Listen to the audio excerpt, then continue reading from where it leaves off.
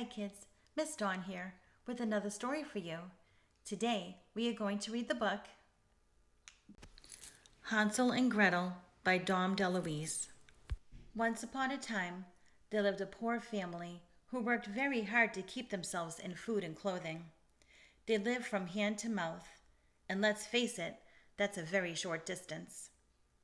The mother and father, Angela and Bruno, had 2 children, Hansel and Gretel, who were not only brother and sister, they were also best friends.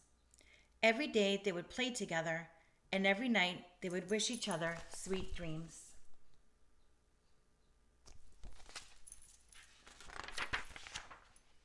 Angela wanted Hansel and Gretel to grow up strong and healthy. She fed them fresh vegetables, fresh fruits, non-fat dairy products, fish, grains, and beans. But we'll hear from the beans later. Every morning they ate healthy, delicious hot oatmeal with skim milk, and they shared some fresh fruit. For lunch, they ate vegetables and fat-free chicken soup. After lunch, the children would ask for apple pie a la mode with chocolate sauce. "Oh my, no," said their mother. "Have some healthy," what are those? Strawberries, apple, or a banana for dessert. "Ah," said Hansel and Gretel, "we just want a sugar fix." Their mother said, "I don't think so."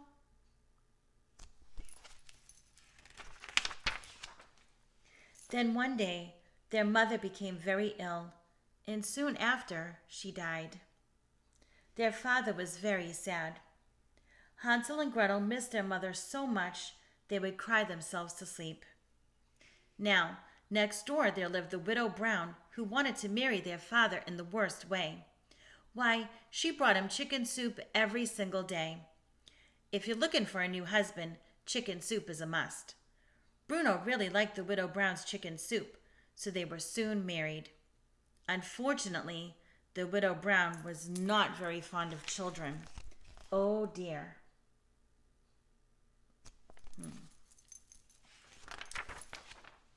One evening, while Hansel and Gretel were asleep, a beautiful butterfly landed on Gretel's nose and woke her up. Gretel heard the widow Brown talking to her father. "There's not enough money and food in this house for all of us. Let's take the children for a picnic and leave them in the woods. Another family will find them, take them home, and care for them. The children will be much happier, and so will we." "No, no," said Bruno. "I love my children. I just couldn't." Gretel was very upset, to say the least.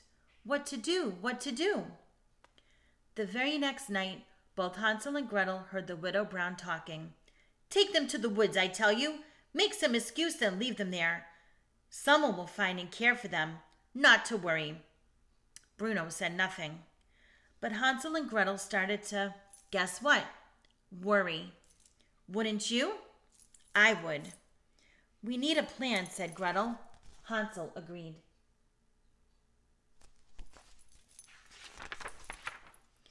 Remember the beans from before?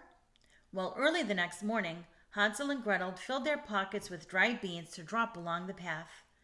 Those beans would help them find their way home. "Children, we are going on a picnic in the woods," said the widow Brown. They started walking. Hansel and Gretel lagged behind, dropping beans along the way. Soon they were deep in the woods. "Let's have our picnic here," said the widow Brown. "You children rest. Your father and I will get some firewood." And they left. Hansel and Gretel caught each other's eye. They were alone. Alone! Oh my!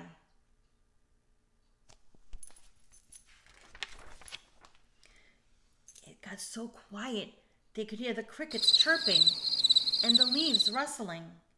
Why, they could even hear a dewdrop drop. "Don't worry," said Gretel. "We've got a plan. We'll find our way back. We'll just follow our trail of beans." They started home, but most of the beans had been eaten by squirrels, rabbits, and who knows what else. "Our bean trail has been eaten. Oh, what to do? What to do?" cried Hansel. They both sat down and had a good cry. That is, if a cry can be good.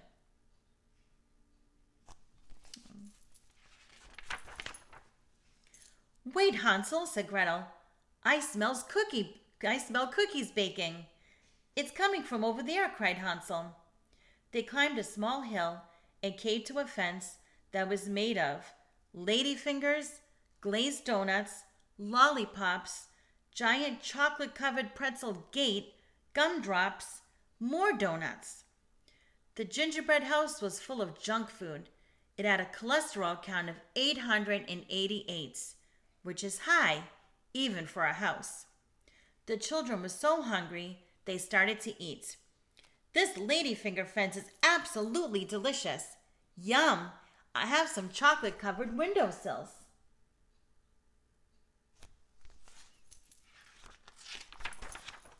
Suddenly, the cupcake doorknob turned, the door flew open, and there stood Glut Annie Stout, a woman as wide as she was tall. Who's eating my house? She called. Oh, we're lost, said Gretel. Lost? Asked Glut Annie. Don't worry, I'll take good care of you. Come in. I'm making some sweet apple and blueberry pies. Come in.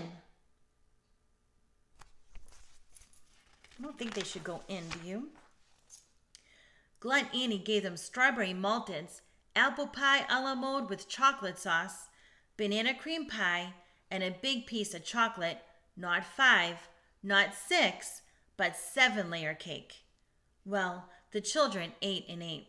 They were very tired, so they said their prayers, wished each other sweet dreams, put their heads on marshmallow pillows, and fell fast asleep. Early the next day, the butterfly gently woke the children. Good morning, said Hansel and Gretel.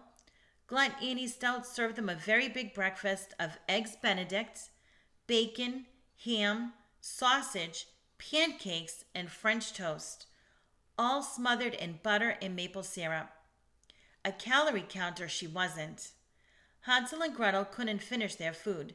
Glut Annie, however, tasted everything twice.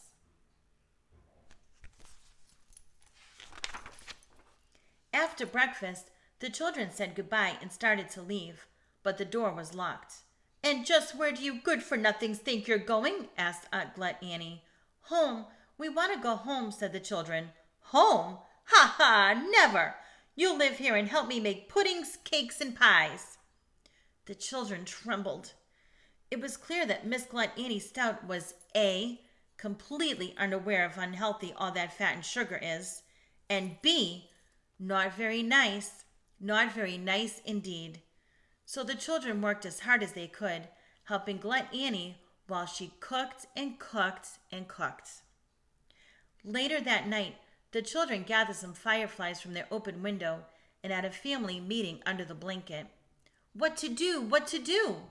Glut Annie was so disagreeable, so mean and so cruel. The children made a plan to run away.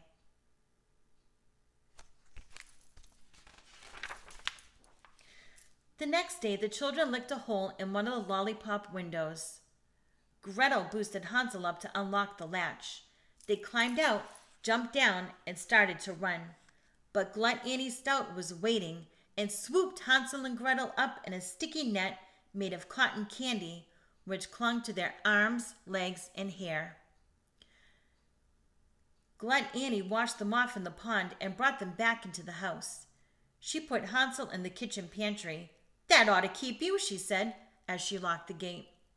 She put the key in her apron pocket and said to Gretel, You won't run away again. You won't leave your brother here locked up. Now get back to work.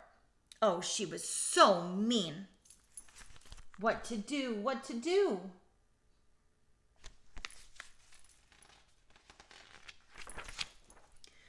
Gretel worked and pondered. She needed another plan. Oh, the key, thought Gretel. The key is the key.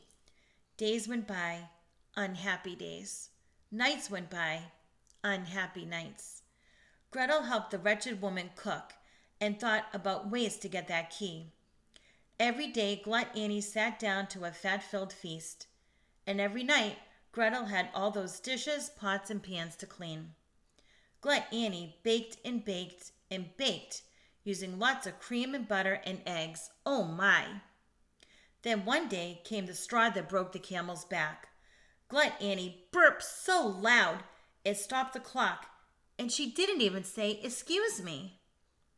Well, Gretel knew it was time to set her plan in motion. So the very next day, she took all the sugar and hid it in a picture of the good ship lollipop, almost sinking it. Later, when Glut Annie Stout was ready to make her cakes and pies, she shouted, "Sugar! There's no more sugar!" She took the key and unlocked the gate. Gretel's plan was working. As Glut Annie entered the pantry, Gretel signaled Hansel to step to one side.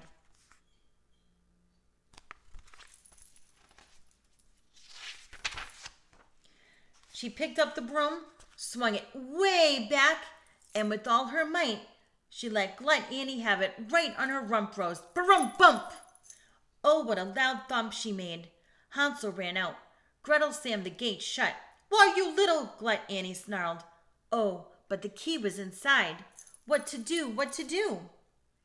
Just then, as if by magic, the butterfly picked up the key from the floor of the pantry and flew to Gretel, who took it and locked the gate just in time. Hansel and Gretel hugged and kissed each other. Using the key, Gretel opened the front door and they ran through the woods to a recently installed telephone. Thank goodness Alexander Graham Bell lived in the neighborhood. They called 911. 911 is the number that you call for emergencies. The police soon came and took Glut Annie Stout into custody. She was charged with kidnapping, being mean to children, and eating an entire smorgasbord without a license. Now, months before, Bruno realized he had made a mistake and had sent the widow Brown packing.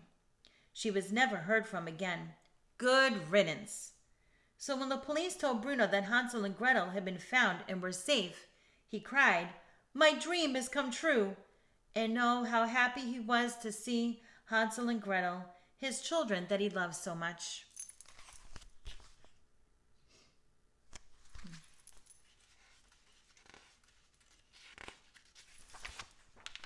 "I'll never let you out of my sight again," he said. "I'll always be your loving father." This was music to the children's ears. "Oh, thank you, Father, thank you. We love you so. We are so glad to be home," said Hansel and Gretel. "This calls for a celebration," said Bruno. "Let's have apple pie a la mode with chocolate sauce." The children turned green at the thought. "No thanks, Dad. Just a plain banana would be fine." Just then the beautiful butterfly appeared. "She's our guardian angel," said Hansel and Gretel. "Oh," said Bruno, "I thought it was a butterfly." The children laughed as they all had some fat-free chicken soup. Their loving father opened a very successful health food store called Bruno's Golden Dream. He took excellent care of his children for many years, and every night they all wished each other not sweet, but golden dreams, fewer calories. They were a family again, a loving, fat-free, healthy family who lived happily ever after. The end. So what did you think of that? So I guess it kind of goes to show you that having sweets is great. It tastes delicious. It's fun. But it should be left as a treat, a special treat. Have sweets once in a while. And eating healthy is the way to go. And what did you think of that butterfly? The children say it's their guardian angel. I think it might be their mother watching over them. All right, guys, that's it for today. Thank you for joining me. Until next time, have a good day and a good night. Hello, parents. Here are some recipes that were in the book that you can probably make with your children. They're nice and healthy, and they go along with the story that we just read of Hansel and Gretel. So feel free to pause the video so that you can see all the ingredients and the preparations. And enjoy!